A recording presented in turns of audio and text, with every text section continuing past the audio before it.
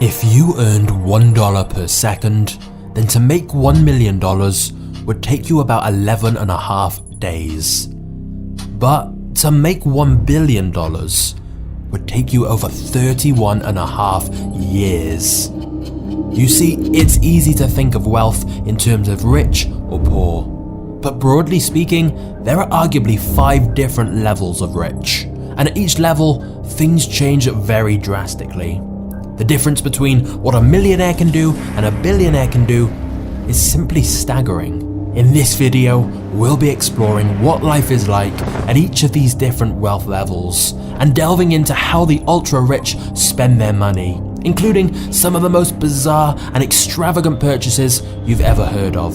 But as you're watching, you'll realize that one of the biggest changes that happens at each of these wealth levels is perspective. Because prices feel relative to how much you earn. So if you compare someone who's earning $40,000 a year with someone earning $400 million a year, it's 10,000 times more, which means a Lambo that costs $300,000 to them is the equivalent of spending $30. A $10 million piece of art feels like $1,000. A $50 million home in the Hamptons feels more like $5,000. So, whilst to us, each of those purchases would feel so major, to a billionaire, it's not even something they'd really need to think about. And of course, when you're that wealthy, it's not just items and experiences that you can buy. But we'll get to that. Let's instead start off with the first level of rich, the top 1%. Even though this phrase is synonymous with being extremely rich, if your income is over about $200,000 a year, you would technically be part of the top 1% of worldwide earners. And so, being in the top 1% may not make you feel quite as rich as you would think. Because sure, you can typically afford a nice house and car, but with those things comes higher costs. And so you probably don't feel very financially secure, and you're likely still working a full-time job.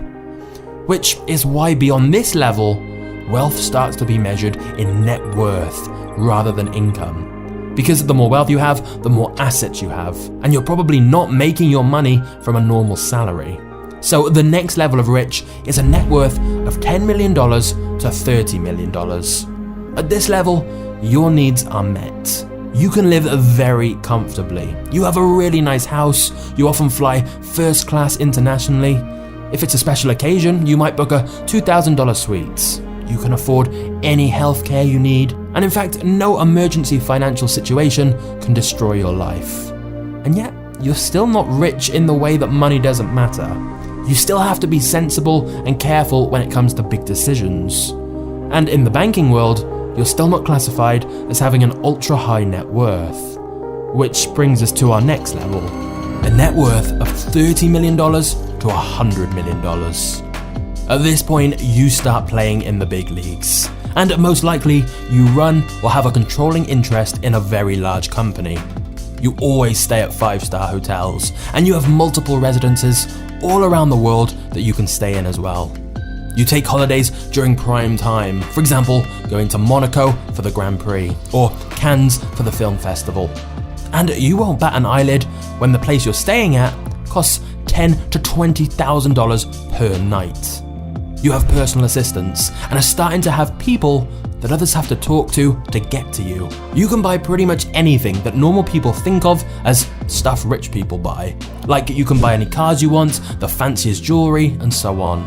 Instead of flying first class, you'd fly private. Although, having said that, you'd typically charter a flight or own a private jet fractionally through a service like NetJets, instead of buying it outright and having to maintain it. But still, at this level, another big change that happens is your social circle. You probably start socializing with congressmen, senators, and community leaders. You're likely very well respected within some very high-class circles. Interestingly though, since you're likely surrounded by other ultra-wealthy people, you may start to feel you don't have enough. Sure, you may have just bought a new Ferrari, but your friend has a limited edition version where only 5 were ever made. And sure, you had dinner with a local governor, but your billionaire friend just had dinner with the president. Even at this level, people are still looking above them, which brings us to our next level of wealth, $100 million to $1 billion net worth. To be at this level, you likely have ownership or control of a business that most of the public have heard of, even if they haven't heard of you directly. At this point, you can likely socialize with movie stars, rock stars, and the corporate elites. You can go pretty much anywhere you want and always in style. You have multiple residences with staff all over the world, with elite cars at every residence. If it's your thing, you might have a private island, and of course, a private yacht to get you there. Almost any experience you can dream up, you can have. Want to play tennis with your favorite star? Call his people. For a donation of $100,000 or more to his charity, you can probably play a match with him. Want your favorite band to come and play at your private party? Well, for the right price, they probably will. What about if you love art? Your people could arrange for the curator of the Louvre to show you around and show you some masterpieces they haven't exhibited in years. If you can dream an experience up, you can likely have it. Donations and fees can get you to anyone. And once you have many hundreds of millions of dollars, it's the same when it comes to buying things. You may hire people specifically to find you the most extravagant versions of items you can think of. For example, the Australian company Toilet Paper Man produces 22 karat gold toilet paper for a cost of over 1.3 million.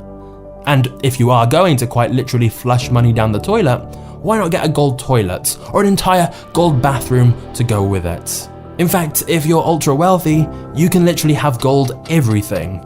How about a 24 karat gold water bottle, which in itself is a piece of designer art and comes with spring water from France and Fiji, combined with glacier water from Iceland? Or alternatively, how about the world's most expensive iPhone that has 24 karat gold casing and more than 600 white and black diamonds, plus sapphire glass for the screen? This obviously isn't available to the general public. To buy one, you're gonna need over $15 million. But this is the key. At this level, it's not just about buying the fanciest, most luxurious items, it's about getting the rarest and most exclusive things you possibly can. For example, you could get a limited edition pen that costs $160,000, has 4,810 diamonds inside, and only 8 are made each year. Or if you want to go a lot bigger than that, many billionaires turn to art. And not just rare paintings, but things like this dead shark art piece created by Damien Hirst that sold for $12 million. Or let's say you like piano. Well, here's the same crystal piano that was used for the Beijing Olympic Games that was purchased at a private auction for a record $3.2 million. You see, when you're at this wealth level, your mind is the only real limit to what is available. But then we have our final level, the 1 billion net worth and above. Now, before we get into what you can do as a billionaire, which honestly is pretty insane, it's worth noting that the number of billionaires on Forbes' annual rich list has significantly increased in recent years, and there's now around 2,755 known billionaires. Of course, it's possible there are more who have generational wealth that simply do a good job of staying very, very private. But either way, Forbes have estimated these 2,755 billionaires are worth a combined $13.1 trillion, and therefore have more wealth between them than the poorest 5 billion people on Earth combined. These statistics are overwhelming. But let's actually visualize it to put things in perspective. This rice example really highlights that even within this billionaire category, the difference between 1 billion and the kind of wealth Jeff Bezos or Elon Musk have is insanely vast. I'm also a big fan of James Jani's YouTube channel, and he did a great job of visualizing the difference between these large sums of money in a different way. So after seeing these examples, we've now got a better idea of the scale of $1 billion. So now let's look at what you can actually do with it. Because essentially, you can buy anything. And I do mean anything. We're no longer talking about luxurious items and experiences. Firstly, you can buy access. You can ask your staff to contact almost anyone on the planet and get a call back. It's amazing the level of access and respect $1 billion can get you. where within an hour, you could ask your people to get in touch with someone and they'd be able to do it. And I'm not just talking about contacting celebrities. It works the same with powerful people within politics as well, especially because the billionaire may well be a donor to their political party. And so, if you're a billionaire, you may occasionally meet with the heads of states and have conversations with them. Which brings us to the second thing $1 billion can buy: influence. As a billionaire, you have many ways to shape public policy and the public debate. And this isn't always done in some kind of evil way, like lobbying for lower taxes for rich people. Although, obviously that does happen. But the simple fact is, because of your wealth and connections, you can absolutely influence big changes in the world. And not just on a political level, because another thing you can buy is impact through philanthropy and charity. Your money can literally change countless lives. The question is, how do you distribute it? Clean water for villages? Fund new hospitals? Try to save a dying species of animal? With money, you can impact almost anything of your choice.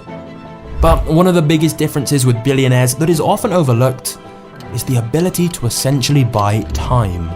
You quite literally don't have to wait for anything. No lines, no sitting around. Just think about it. You've got your own private jet, so you just show up at the airport whenever you want, sit down in the plane, and 2 minutes later you're in the sky and can go wherever you wish. When you arrive, a driver will have already been arranged to pick you up and take you wherever you want to go. Your assistant will have already got the best table at the restaurant you mentioned wanting to eat at, or maybe your assistant arranged for a celebrity chef to come to one of your vacation homes instead, at whatever time you choose. Everything you could need is taken care of for you. However, believe it or not, there are some downsides to being this ultra wealthy. Firstly, it's nearly impossible to have normal emotional relationships at this level. It can become increasingly difficult to have friends and family that love you for who you are. They exist, but it's pretty hard to know which ones they are, because your world is likely filled with yes men and people looking to take advantage at every opportunity. Your trust and connections with people are undoubtedly considerably weakened. Dating also becomes an odd experience. On the one hand, some of the world's most beautiful and intelligent women are all around you at parties and events. But again, finding someone you have a genuine emotional connection with is a different story. Especially because your time is so valuable that you're always busy and unable to invest in making deep connections with new people.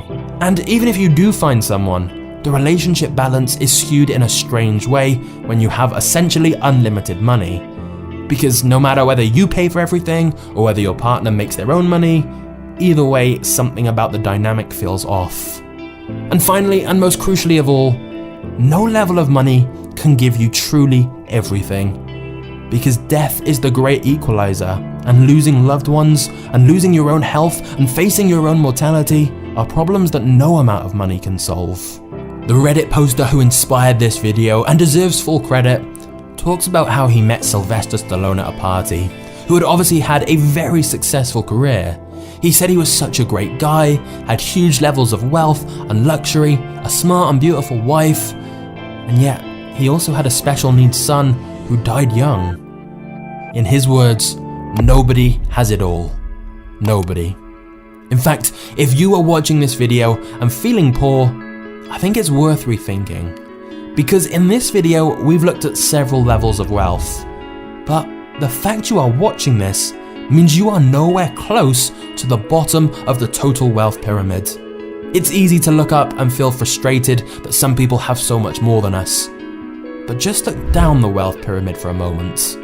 If you have internet access to watch this, plus some food in the fridge, clothes on your back, a roof over your head, and a place to sleep, then you are richer than 75% of the world. In fact, even if you have $1 to your name right now, you are still richer than the majority of the world who are either in debt or have absolutely nothing. What this video really highlights is that rich versus poor is so arbitrary. It's not two groups, there are many, many different levels. And compared to most of the world, you might well be a lot richer than you think.